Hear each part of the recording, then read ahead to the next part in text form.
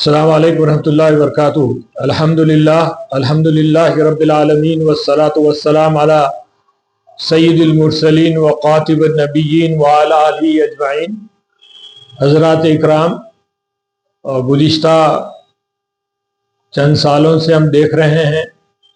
کہ بعض سلفی اور اہل حدیث علماء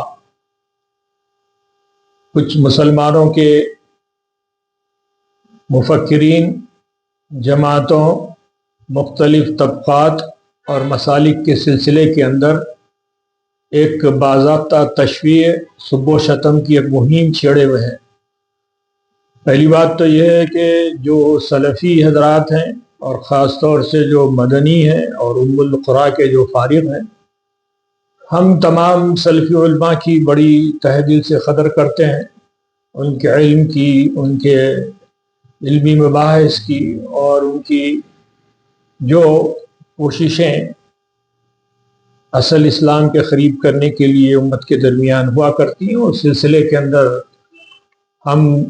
نہ صرف ان کے تائیدی ہیں بلکہ ہم دعا گو ہیں کہ اللہ تعالیٰ ان لوگوں کو مزید مواقع دے اور صلاحیتیں دے تاکہ وہ دین اللہ کا کام بہتر طریقے سے امت اسلامیہ کے درمیان کر سکیں۔ لیکن یہاں مسئلہ اس وقت جو درپیش ہے، جس پر گفتگو کرنا ضروری ہے، میں نے ابھی کچھ دیر پہلے جناب کوئی ڈاکٹر منظور سلفی مدنی مولانا کی ایک کلپنگ سنی، اور جس میں انہوں نے بہت بڑی غلطی بھی کی اور زیادتی بھی کی اور اپنے کم علمی کا ثبوت دیا۔ پہلی بات تو انہوں نے سب کو ایک ساتھ ملا دیا، اور خاص طور سے مولانا مودودی، اخوان اور اسی طرح سے صوفیہ، تبلیغی جماعت اور اس طرح سے کئی لوگوں کو انہوں نے ملا کر جو ہے اس طرح سے بیان کیا جیسا کہ تمام کی تمام امت اس وقت گمراہ ہو چکی ہے، اور یہ سب اہل تشیع اور اہل تشیع حضرات کے قریب اور گروپس ہیں۔ اس میں مولانا مودودی کو تنقید کا نشانہ بناتے ہوئے انہوں نے کچھ باتیں جو بہت ذیلی تھی اور ان کے لیے یہ زیب نہیں دیتا کہ وہ اس قسم کی لغو بات کریں۔ اصل میں خلاف شریعت جن بنیادوں کے اوپر اختلافی باتیں کی جا رہی ہیں وہ یقیناً جو ہے وہ قابل گرفت بھی ہیں، اور اس پہ جواب دینا ہماری اپنی ذمہ داری ہے۔ میں نہ جماعت اسلامی کا رکن ہے، نہ ہی میں اہل حدیث حضرات کا جو ہے اس وقت پیروکار ہوں۔ امت اسلامیہ کا ایک عام فرد ہوں، اور ایک عام جو اسلامی عقل ہے اور اسلامی فکر ہے اس کے مطابق میں ان تمام باتوں کی جو ہے وضاحت کرنا چاہتا ہوں جو غیر ضروری کہ انہوں نے اشکالات پیدا کیے۔ اور اس سے پہلے دوسرے علماء کرام، اب جن کا نام لینا نہیں چاہتا، جو اہل حدیث ہیں اور مدی بھی ہیں ماشاءاللہ سے، بعض نے تو اتنی زیادتی کر دی کہ جب وہ مدینہ منورہ جامع کو پہنچے تو انہوں نے اپنی پہلی تقریر جماعت اسلامی اور اخوان کے خلاف کی، اور اس کی کیا بنیادی تھی وہ ہمیں پتہ نہیں۔ لیکن آج میں ان کا جواب دینا چاہتا ہوں ڈاکٹر منظور صاحب مدنی کا۔ انہوں نے کہا کہ مولانا مودودی یا جماعت اسلامی کے لوگ یہ کہتے ہیں کہ مدینہ یونیورسٹی کے قیام میں مولانا مودودی کی جو ہے رائے کو مقدم رکھا گیا، اور مولانا مودودی کی رائے پر ہی مدینہ منورہ کی یونیورسٹی کا قیام عمل میں آیا۔ اب مولانا مودودی نے یہ بات کہی یا جماعت اسلامی کے کارکن یہ بات کہتے ہیں، یہ بالکل مختلف ہے۔ ان کا کہنا یہ ہے کہ سارے دنیا سے علماء سے رائے طلب کی گئی تھی، اس میں مولانا مودودی کی رائے طلب کی گئی تھی۔ مولانا مودودی نے اس میں ایک بات ان کے مطابق یہ لکھی کہ فقہ جعفریہ کو بھی اس میں رکھنا چاہیے، جس کی وجہ سے مولانا مودودی کی رائے کو رد کر دیا گیا، اور دوسرے علماء کی رائے کے مطابق اس یونیورسٹی کا قیام عمل میں آیا۔ یہاں تک بات ٹھیک ہے، لیکن اس کے بعد فوری انہوں نے آگے بڑھ کر جو غیر ضروری کے ایک فاسد بنیادیں فراہم کی، وہ یہ کہ اہل تشیع، اخوان اور جماعت مولانا مودودی یہ سب قریب کے طبقات یا فرقے ہیں یا پھر جماعتیں اور تحریکات ہیں۔ پھر انہوں نے فوری طور پر جامع ازہر کا ذکر کیا، اور جامع ازہر اور مدینہ منورہ جامع کی دونوں کے تقابلی گفتگو کے اندر انہوں نے کہا کہ جامع ازہر کے اندر دیکھیے کیا صورتحال ہے، اور وہاں پر شیعیت کو پڑھایا جاتا ہے، فقہ جعفری کا وہاں پہ جو ہے درس ہوتا ہے، جس کی وجہ سے بے شمار اخوانی اور وہاں کے مقامی عرب اور طلباء شیعہ بنتے ہیں اور سالوں میں ہزاروں کی تعداد میں نکلتے ہیں، جبکہ جو ہمارا جو مدینہ منورہ کا جو منہج ہے اس میں یہ فقہ جعفریہ یا شیعیت کو کوئی مقام نہیں ہے، ہم خالصتاً اسلام پیش کرتے ہیں۔ یہ تقابل انہوں نے دیا۔ حضرت کو معلوم ہونا چاہیے، پہلی بات تو یہ ہے کہ جامع ازہر کوئی اہل سنت کی لگائی ہوئی یا بنائی ہوئی یونیورسٹی نہیں تھی، اور عالم اسلام کے اوپر عہد فاطمی کا جو دور تھا وہ 268 سالہ دور تھا۔ 268 ایئرس فاطمیوں نے عالم اسلام کے 16 مقامات کے اوپر، یعنی 16 ممالک پر انہوں نے حکومت کی۔ 909 سے لے کے 1177 تک، اور پہلے عباسی خلافت بہت کمزور پڑی، تو انہی کے لوگوں نے طولانی جو تھے انہوں نے 19 سنچری سے لے کر 905 تک 905 تک حکومت کی۔ اس کے بعد ایک اور طبقہ انہی میں سے نکلا، اکشندی، جس کو اکشندی کہتے ہیں، انہوں نے 5 سال حکومت کی، اور اس کے بعد پھر یہ عبداللہ مہدی فاطمی کا دور شروع ہوا جو 268 سال تک رہا۔ وہاں کی بڑی بڑی مساجد یا پھر جامع ازہر کا قیام، بعد میں سنیوں نے اس کا مینجمنٹ اپنے ہاتھ میں لیا، وہ دراصل فاطمیوں ہی کا بنایا ہوا مدرسہ ہے، وہ شیعیوں ہی کا بنایا ہوا مدرسہ ہے، اور اس کے اندر اگر جو ہے فقہ جعفریہ کے مطابق کوئی جو ہے وہاں الگ سے ڈپارٹمنٹ قائم ہے اور شیعوں کے لیے تعلیمی نظام وہاں پہ رکھا گیا ہے، تو یہ تو سعودی عرب کی حکومت اور مصر کی حکومت کے درمیان کا معاملہ ہے۔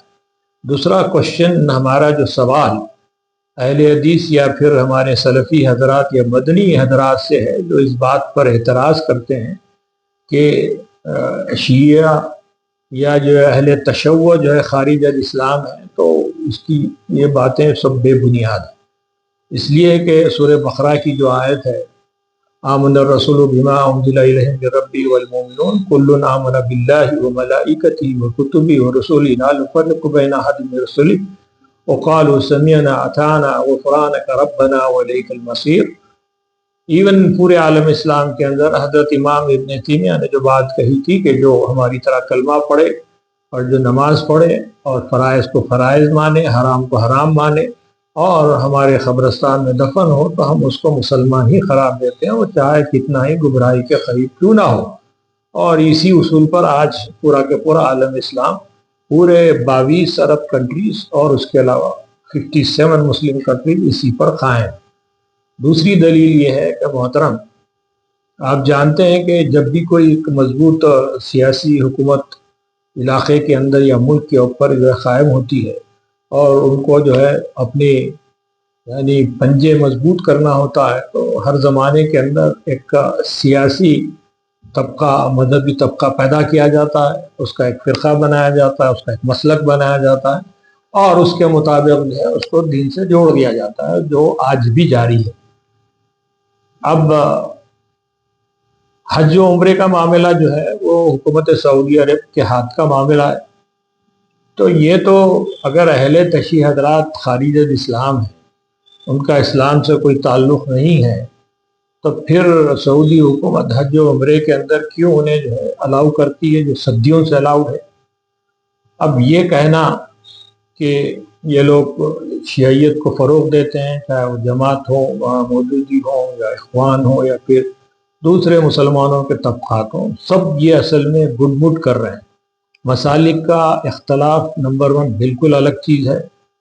عرب خطے کی تاریخ پہلے معلوم کریں، اس کے بعد گفتگو کریں۔ اس کے بعد جو عالمی صلیبی طاقتیں یا اس وقت کی جو سپر پاور ہیں اور اس وقت کا جو ورلڈ آرڈر ہے، اس کا مسلم ممالک سے کیسا گٹھ جوڑ ہے، اور ان کے مطابق وہ لوکل جو نیشنل اپنا جو آرڈر ہوتا ہے کس طرح سے سیٹ کرتے ہیں، اس کی اگر معلومات آپ کے پاس ہیں تو آپ ان امور پر آسانی سے گفتگو کرتے ہیں۔ اس کے اوپر اگر کسی کو آپ مورد الزام ٹھہرانا، مولانا مودودی کو، جماعت اسلامی کو، یا اخوان کو، یا اسی طرح کی بہت ساری اصلاحی تحریکات کو جو ہے، تو پھر اس کو اللہ کے پاس آپ کو جواب دینا پڑے گا۔ اسی لیے قرآن کریم کے اندر سورہ حجرات میں کہا گیا، یا ایھا الذین آمنوا اجتنبوا کثیرا من الظن ان بعض الظن اثم، کہ بہرحال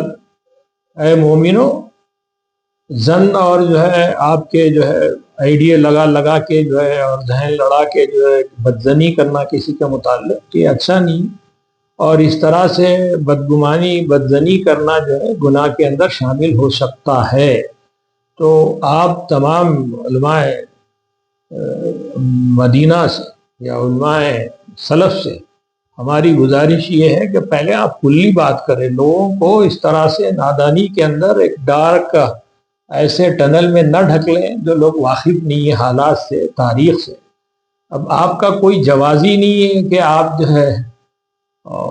یعنی جامع ازہر کے سلسلے کے اندر آپ نے کچھ بات کہہ دی، مولانا مودودی کے سلسلے میں کچھ بات کہہ دی، اسی طرح سے چیدہ جو ہے بہت سارے اس وقت جو ہے آپ کے پاس سے اسپیکرز جو ہے پورے مسلمانوں کے امت اسلامیہ کے درمیان جو ہے مسلسل بدزنی پھیلا رہے ہیں۔ تو اسی لیے کہا گیا ہے کہ ہمارا جو کام ہے پہلے یہ ہے کہ ہم جو ہے ان تمام بدزنیوں کو اور ان کی اصلاح کریں، ان کو جو ہے معاملات کے اندر جو ہے بجائے ان کے حسن طریقے سے ان چیزوں کو جو ہے رفع و دفع کریں، بجائے اس کے کہ جو ہمارے مفکرین رہ چکے ہیں، جو امت اسلامیہ کے اندر بہت بڑا جو جنہوں نے نشاط ثانیہ کا کام کیا ہے، ان کی خدمات کو ایکسیپٹ کرنے کے بجائے ان کے اوپر جو ہے یعنی سب و شتم کرنا، بدگمانی پھیلانا، یہ بھی اللہ کے پاس جو ہے آپ کو جواب دینا پڑے گا۔ اسی لیے سورہ انفال کی وہ بات یاد رکھیے، ایسے حالات میں جب کہ ہم اس وقت 90% ہمارے خلاف جو ہے پورا کے پورا ملک اور پوری قوم کو مسلط کر دیا گیا ہے، اور ہمارا اس وقت سیفٹی اور سیکیورٹی کا مسئلہ ہے، امت اسلامیہ کے ڈیولپمنٹ کا مسئلہ ہے، تو ایسے وقت کے اندر یہ ایسی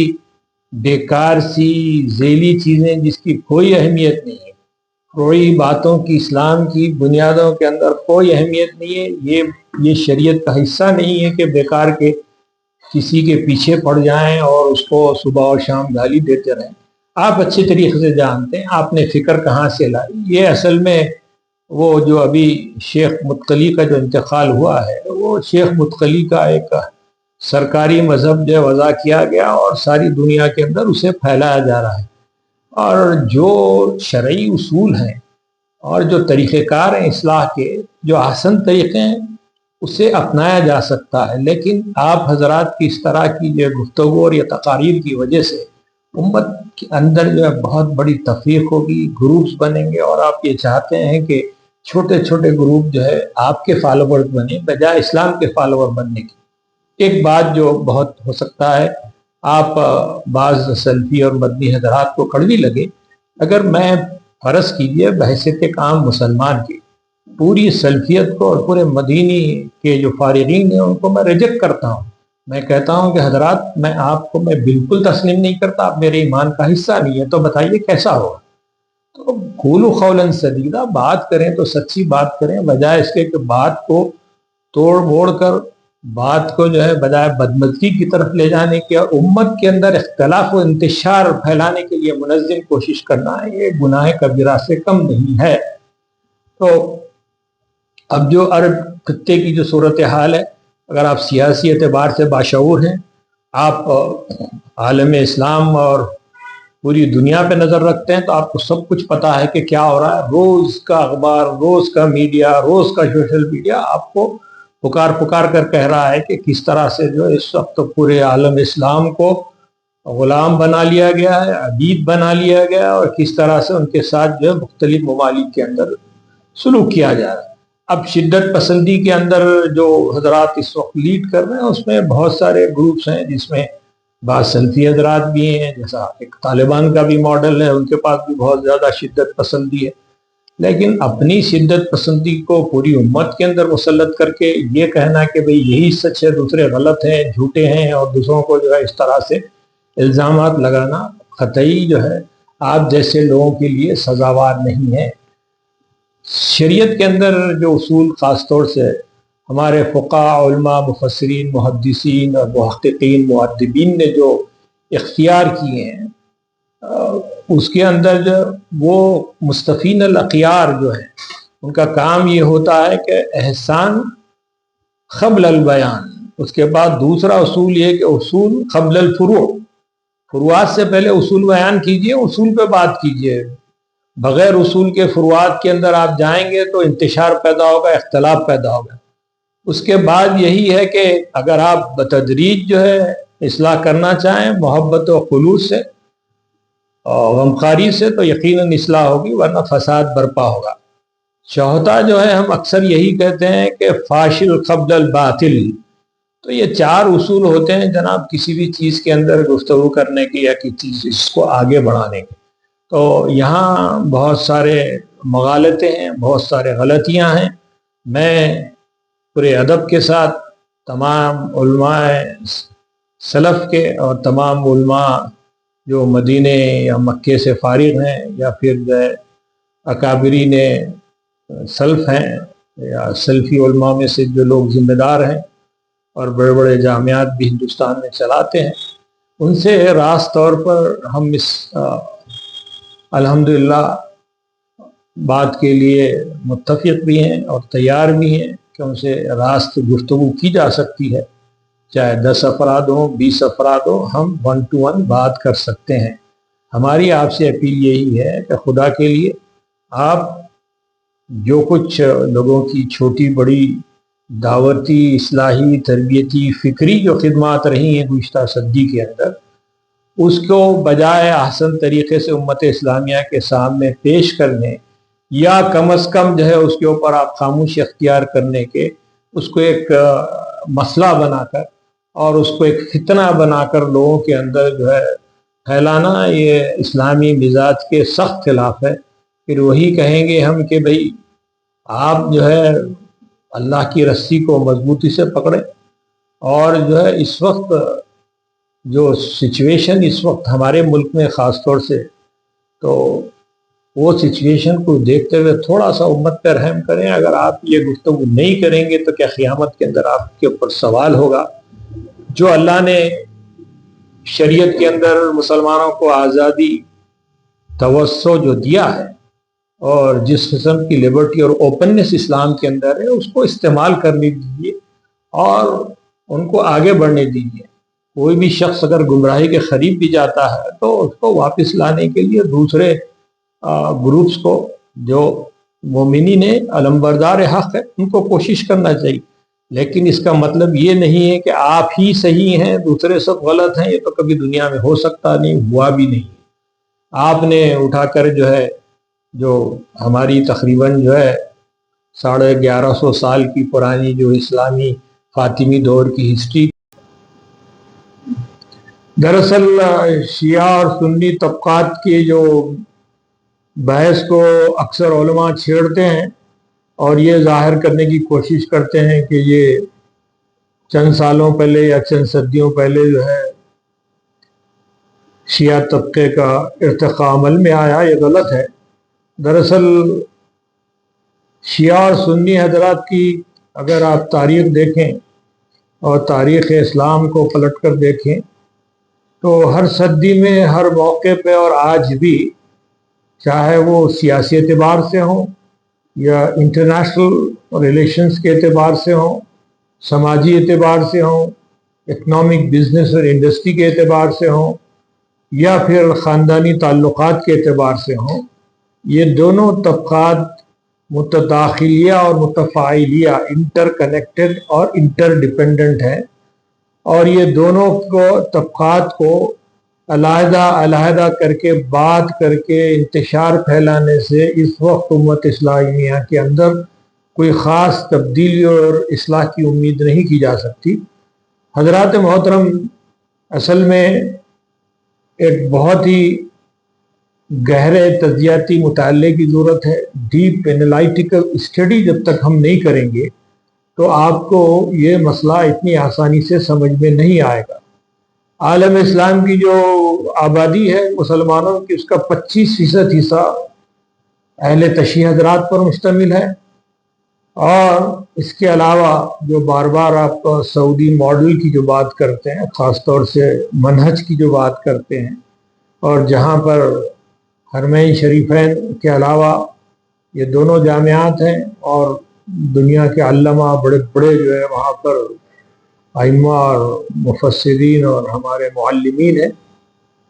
سعودی عرب میں خود 12% شیعہ حضرات ہیں، اور جن کی اکثریت جو ہے مشرقی صوبے میں ہے۔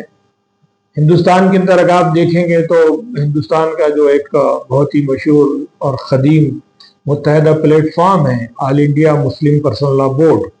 جس کے اوپر دیوبندی مسلک کے علماء کی شدید گرفت ہے، تو وہاں پر بھی جو ہے اہل تشیع حضرات کی نشست ہے، انہیں بھی رکن کی حیثیت سے اہل حدیث حضرات کے ساتھ انہیں رکھا جاتا ہے۔ اگر آپ گزشتہ 20 سال کی تاریخ دیکھیں تو یہ جو 4 ممالک کے اندر، خاص طور سے عراق ہے، شام ہے، لبنان ہے، یمن کے اندر جو القدس بریگیڈ یا شیعہ ملیشیا نے سنی مسلمانوں کی نسل کشی کی ہے اور ملینز میں سنیوں کو مارا ہے اور معصوم مسلمان جو مارے گئے ہیں، تو سوال یہ پیدا ہوتا ہے کہ یہ جو قتل عام ہوتا رہا، اس کو کن ممالک نے دیکھ کر تماشا بینی کی اور خاموشی اختیار کی؟ خلیجی ممالک اس پر کیوں خاموش رہے؟ چونکہ دنیا کے اندر ایک سپر پاور اور ورلڈ پاور جو آرڈر اس وقت ہے، تو زیادہ تر عرب ممالک اور مسلم ممالک یہ چاہتے ہیں کہ ورلڈ آرڈر کے ساتھ رہیں، سپر پاور کے ساتھ رہیں۔ جو عالمی سیاسی معاشی نظام ہے، پہلے آپ اس کو سمجھیں، اور اس کے تحت جو تمام چیزیں اس وقت بربادی ہو رہی ہے، تو اس میں سنیوں کا بڑا حصہ بھی اسی لیے نسل کشی کا شکار ہوا ہے کہ اس میں ہمارے جو 55 سنی ممالک ہیں انہوں نے خاموشی اختیار کی۔ تو تجزیہ جب کریں تو پورے اعتبار سے تجزیہ کریں، صرف آپ چند طبقات اور چند تحریکات اور چند جماعت اور مفکرین اور جتنے ہمارے بڑے عالمی سطح کے آئیڈیالوگ گزرے ہیں ان کے اوپر پورا کے پورا جو ہے آپ الزام لگانا اور الزام تھوپنا، یہ آپ جیسے علماء کے لیے سزاوار نہیں ہے۔ عرض گزارش یہ ہے کہ آپ اور ہم اور پوری امت اسلامیہ اس وقت جو کام کرنا چاہیے وہ کام کریں۔ ہر ایک کے لیے میدان کھلا ہے، دعوت کا کام کریں، اصلاح امت کا کام کریں، خدمت خلق کا کام کریں۔ اسی طرح سے اتحاد امت کو سب سے زیادہ اہمیت دیں، اس پہ توجہ دیں، اور کوشش کریں کہ تمام جو امت اسلامیہ کے لیے خدمت انجام دے رہے ہیں ان کو اپنے ساتھ رکھیں، ان کے ساتھ جڑے رہیں، اور ان کے ساتھ جو ہے سیسا پلائی دیوار کی طرح، تو ان امتکم امۃ واحدہ کی طرح جو ہے فیلڈ کے اندر اپنی سرگرمیاں جاری رکھیں، اور یہ ضرور خیال رکھیں کہ آپ کی گفتگو، آپ کے لیکچر اور آپ کی باتوں سے لوگوں کے اندر بدمزگی نہ پیدا ہو، اور لوگوں کے اندر نفرت نہ پیدا ہو، عصبیت نہ پیدا ہو، حسد نہ نظر آئے۔ آپ حضرات کی گفتگو سے بسا اوقات جو ہے بہت سارے مسائل پیدا ہو جاتے ہیں۔ تو یہ چند گزارشات کے ساتھ میں اب گفتگو ختم کرتا ہوں۔ جزاک اللہ خیر، السلام علیکم۔